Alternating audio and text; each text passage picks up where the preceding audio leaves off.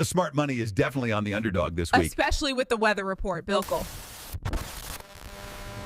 Welcome back to the Buy It Radio. It was brought to you by Solomon's Rising Sports Betting. We are live for our deep dive into the Week 17 Saturday NFL slate.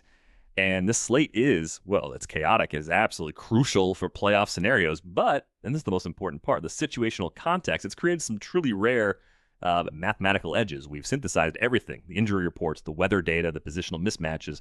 And what we found is a stack of structural advantages that we really believe offer some outstanding positive expected value. It really is. It's the kind of week we dream about for finding an edge. This slate isn't defined by who the best team is, not at all. It's defined by volatility management.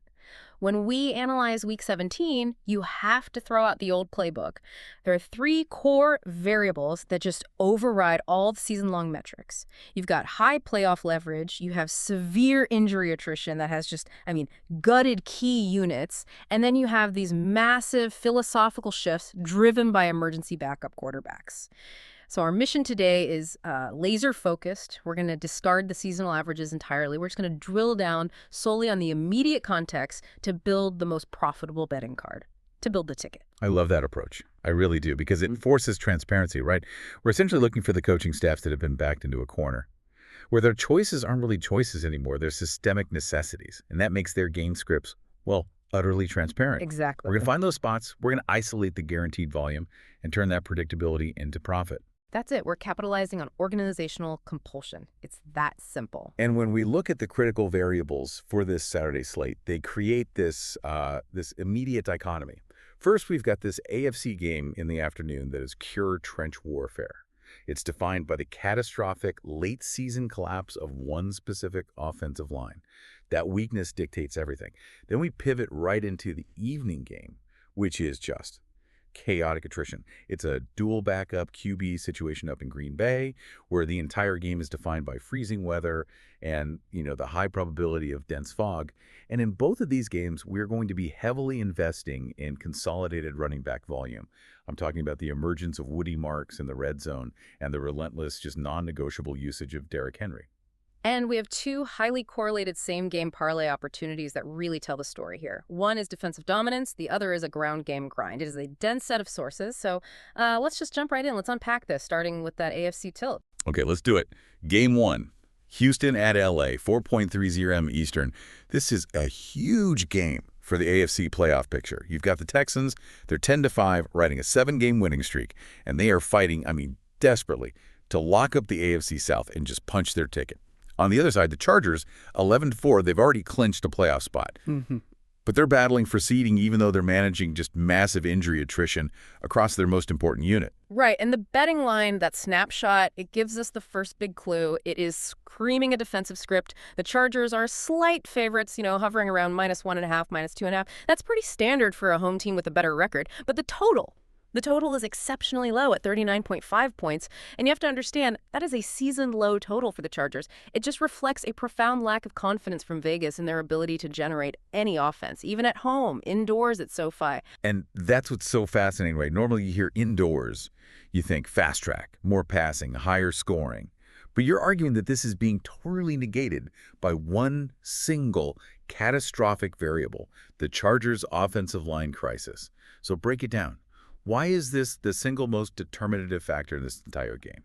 Because the entire Chargers' offensive philosophy, which is built around Justin Herbert dropping back to pass 40 times a game, it's now mathematically impossible to execute. It just is. The attrition it's beyond deep. It's a structural failure. Rashawn Slater, their star left tackle, gone. IR. Joe Alt, the right tackle, also on IR. And now Jamari Salyer, who was the flexible one, the guy who could fill in at guard and tackle, he's officially OUT with the hamstring. This isn't just losing depth. They are down to third-string options. Practice squad guys. So guys with zero continuity trying to protect a superstar quarterback who's already banged up himself. Exactly. And the team they're facing, the Houston Texans, they are uniquely equipped to exploit this. Tell us about that Texans pass rush. They are arguably the most dangerous front four in the league right now. You've got the elite duo of Will Anderson Jr. and Danielle Hunter. Anderson, he's in his Defensive Player of the Year campaign. He leads the NFL with a stunning 87 pressures. Hunter isn't far behind. He's fifth with 75. They operate as this relentless, pressure-heavy front that generates disruption On an NFL best, 41% of all dropbacks. And they do it without blitzing. That's the key. They can drop 7 into coverage and still get home with 4. And that is the mismatch metric right there. Herbert already faces the highest pressure rate in the NFL at 43.7%. That's just his baseline. So you plug in a decimated third-string O-line against 2 guys who combined for 162 pressures. That 43.7% is going to spike dramatically. Oh, absolutely. We're projecting it could touch 55%, maybe even 60%. For our listener, can you just visualize what a 55% pressure rate even means on a snap-to-snap basis? Yeah, think about it like this. On basically every other drop back, Herbert is going to be hit. He's going to be forced to move, or he's just throwing the ball away. It's unsustainable. The PFF grades show his completion percentage drops by 18 points under pressure. His average depth of target plummets from over 9 yards to about 5. And the psychological toll is immense. The offensive coordinator, he's not thinking about scheme anymore. He's thinking about survival. How do we slow these guys down? And the answer is always the same: quick throws, screens, and run the football. So, okay, what does that mean for the game flow? This is my prediction, and it fully supports that low total. This is going to be a slow defensive grind that makes the under 39.5 look like a lock. The Chargers have to adopt what we're calling a protect Herbert script. They will run the ball heavily to mitigate sack risk, shorten the game, and keep the clock moving. And then Houston, once they get a lead, which we expect they will through defensive dominance, they'll just manage the clock conservatively. Feed Woody Marks. It's a run-heavy defensive funnel game. And that script completely defines our quarterback analysis. It starts with the compromised star, Justin Herbert. He's not just dealing with the pocket collapse. He's got a broken left hand. It's his non-throwing hand, but it affects snaps. It affects fakes. It affects his ability to take a hit. On top of that, he's facing the Texans' #1 ranked pass defense DVOA, a unit that allows a league-low 5.7 yards per attempt. I get the O-line attrition. I do. But we have seen Herbert win ugly before. If they commit to the run, couldn't that actually open up some play-action shots downfield and maybe bust that under 211.5 yards prop? That's an excellent point, and that's the key counter-argument the line is trying to account for. But the data suggests the lack of protection is just too severe for that. Play action still needs 4, maybe 5 seconds in the pocket for routes to develop. When your projected pocket time is 2.2 seconds, like Herbert's is here, you just can't execute those reads. The behavioral prediction is that he's forced to abandon the deep stuff and just check down constantly, prioritize getting the ball out over making a big play. So he's basically a glorified distributor of screens and short flat routes. Precisely. His yardage ceiling just vanishes. The Texans allow only 179 passing yards per game, 6th best in the league. The prop line of under 211.5 passing yards is just really strongly supported. We project high confidence in that under. Okay, let's flip it. C.J. Stroud, he also faces a tough challenge with that Chargers secondary running zone 77% of the time. But this is where we found a subtle but I think highly profitable angle, his rushing floor. Yeah, this is fascinating. The over 12.5 rushing yards prop priced around -114. It seems random, but it's rooted in the Chargers' defensive scheme. For the listener who doesn't track B-gaps, can you paint a picture of what exactly the Chargers are sacrificing to create that pressure? Of course. The Chargers' D-line, they're trying to compensate for their secondary, so they play this really aggressive upfield penetration style. Their tackles just shoot the gaps. But when they do that, they often over-pursue, and they sacrifice gap integrity, especially the B-gap. That's the space between the guard and the tackle. Stroud isn't a designed runner. He's an opportunistic one.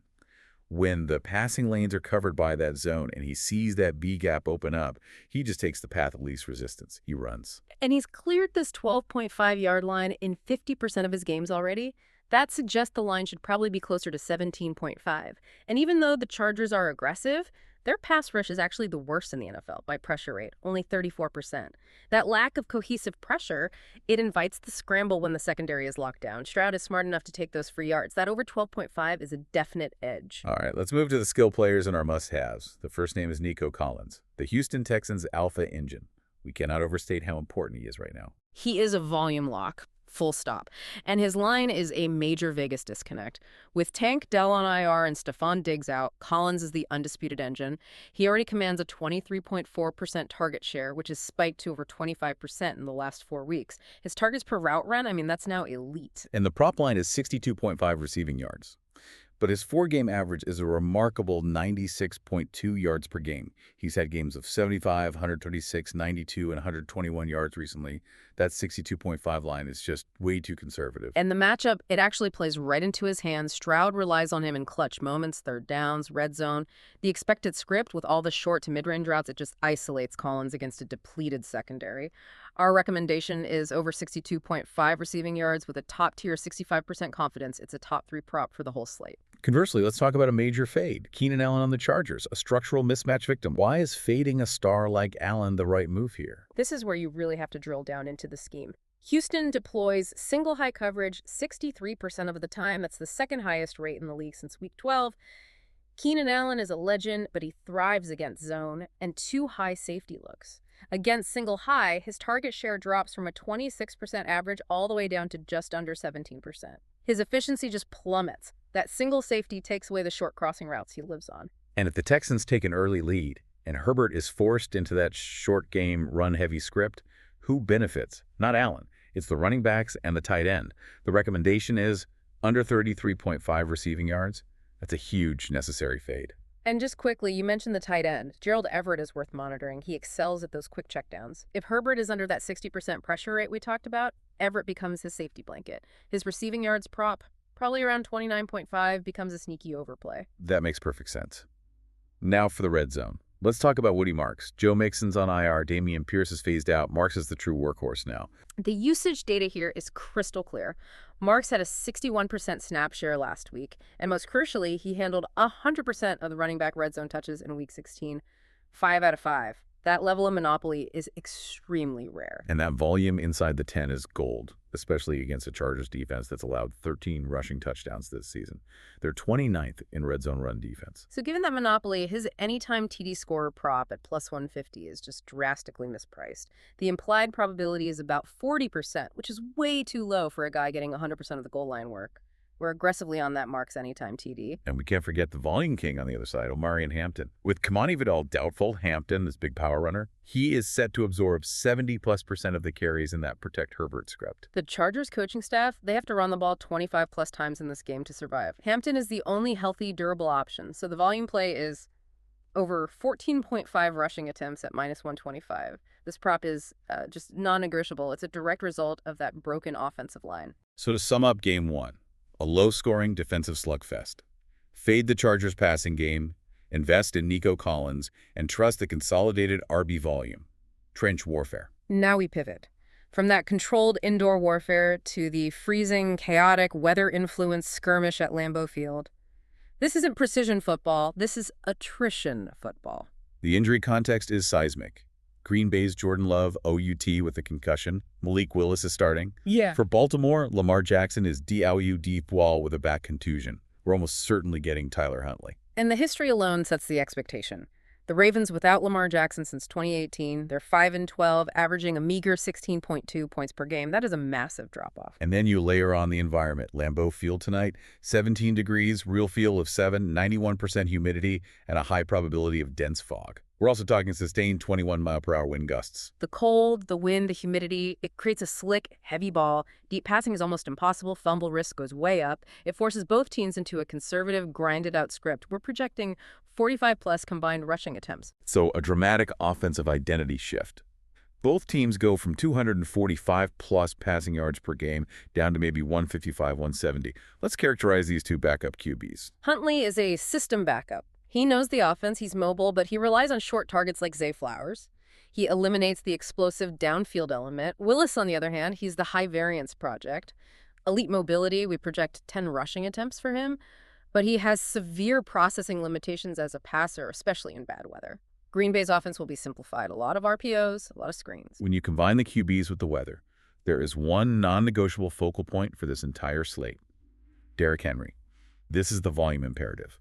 I honestly struggle to see why his lines aren't higher. You and I are on the exact same page. The Ravens coaching staff, they must lean on Henry to protect Huntley in their defense. His carries are not optional. It's a systemic compulsion. His season average is around 16.7 carries, but when Jackson has been out or limited, Henry's attempts jump. He's had 15, 24, 21 in those spots. Given the weather, we are confident in projecting 20+ carries. And that makes our #1 overall play the highest confidence edge on the ticket, Derrick Henry. over 16.5 rushing attempts at a shocking -102. His 4-week average is already 18.5. This is just pure game script necessity. Absolutely. Let me challenge that, though. Green Bay's defense is still stout. What if they just stack the box and dare Huntley to beat them? Oh, they'll absolutely try. But that's the dilemma with Henry. If you commit 8 men to the box, you expose your linebackers to play action or RPOs that Huntley can hit underneath, specifically to Zay Flowers.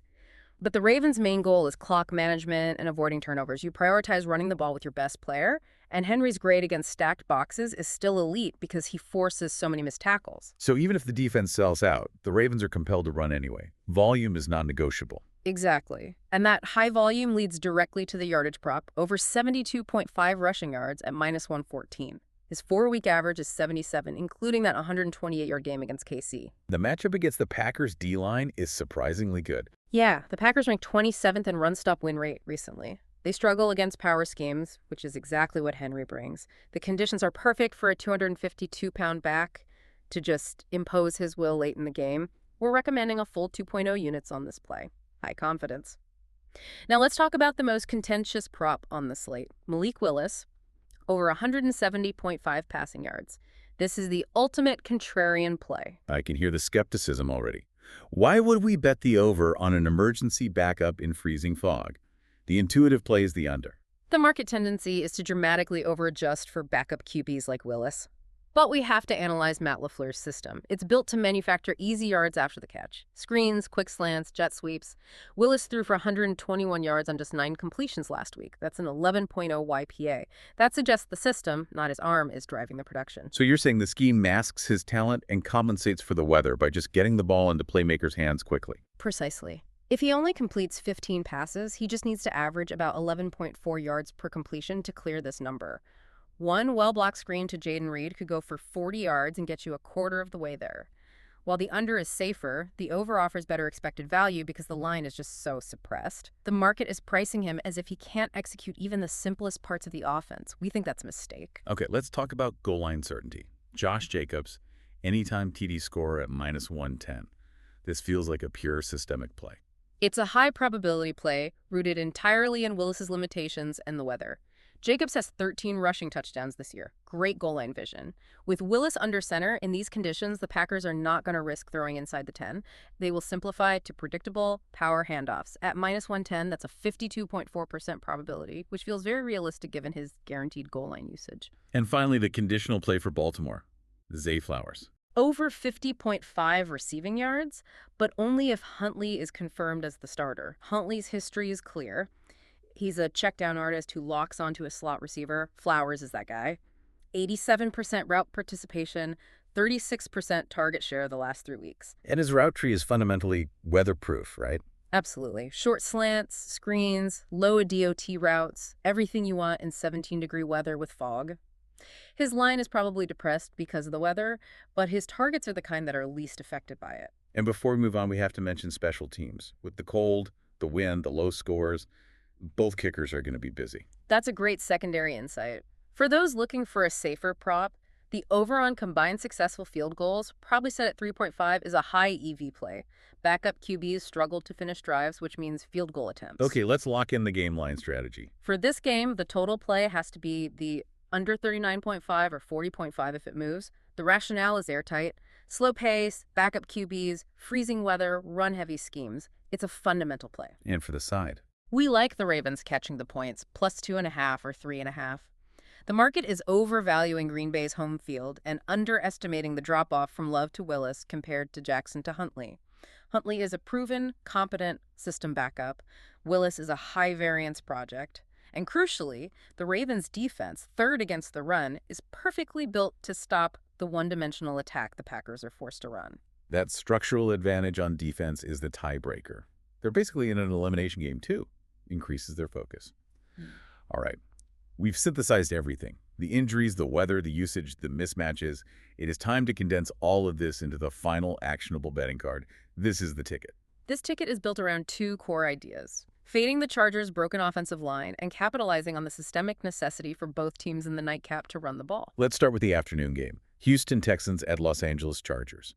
The trench warfare game. For HOU at LAC, our winner in total is Texans money line at plus 105 and the under 39.5. What are the props? Top 3 props ranked by confidence. Number 1, Nico Collins over 62.5 receiving yards at minus 115. Number 2, Keenan Allen under 33.5 receiving yards at minus 114. And number 3, Omarion Hampton over 14.5 rushing attempts at minus 125. And the long shot TD score. CJ Stroud at plus 400. That's a speculative play based on the high pressure forcing him to scramble in the red zone, capitalizing on those open B gaps we talked about. A calculated risk. Yeah. I like it. Okay, now for the evening game. Baltimore Ravens at Green Bay Packers. The chaotic attrition game. For BAL at GB, our winner in total is Ravens plus 2.5 or 3.5 and the under 40.5. The top 3 props, again, ranked by confidence. Number 1, Derrick Henry over 16.5 rushing attempts at minus 102. That's our top play of the slate. Number 2, Derrick Henry over 72.5 rushing yards at minus 114. And number 3, Josh Jacobs anytime TD score at minus 110. That Henry double tap is the foundation. Yeah. And the long shot TD for this one. Zay Flowers at plus 350. That is entirely based on Huntley's reliance on his slot receiver in the condensed red zone. It's a weatherproof play. Before we go, you mentioned the same game parlays. Right. Quickly. For Houston Chargers, the defensive dominance, SGP, Texans money line, Collins over 62.5 yards and the under 39.5. The plays are highly correlated, gets you around plus 230, plus 250. Beautifully connected. If one hits, the others are more likely to. Exactly. And for Baltimore Green Bay, the ground game grind, SGP, Ravens getting the points, Henry cutting over 72.5 yards and the under 38.5. This capitalizes on a slow, ugly, run-heavy game that gets you into the plus 310 to plus 350 range. Great value multipliers. So the final key takeaway for you, the listener, is that the edge this week is rooted purely in organizational necessity. We are capitalizing on coaches being forced into predictable corners. The Chargers must run to hide their O-line. The Ravens must run Derrick Henry to hide Tyler Huntley. Predictability, when it's born from necessity like this, is immensely profitable. And a quick reminder on critical monitoring points. First, monitor Lamar Jackson's status. If he plays by some miracle, you have to adjust those Henry props down immediately. Second, monitor the Lambeau wind speed.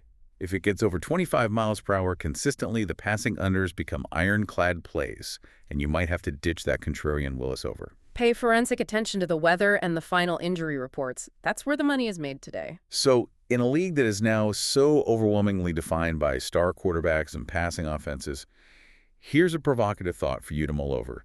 Does this chaotic backup QB Saturday slate, defined by injury and bad weather, actually offer a clearer, more mathematically defined path to profit because the game scripts become utterly transparent? Go find the necessity, and you will find the edge. Excellent deep dive. Good luck with the ticket. See you next time.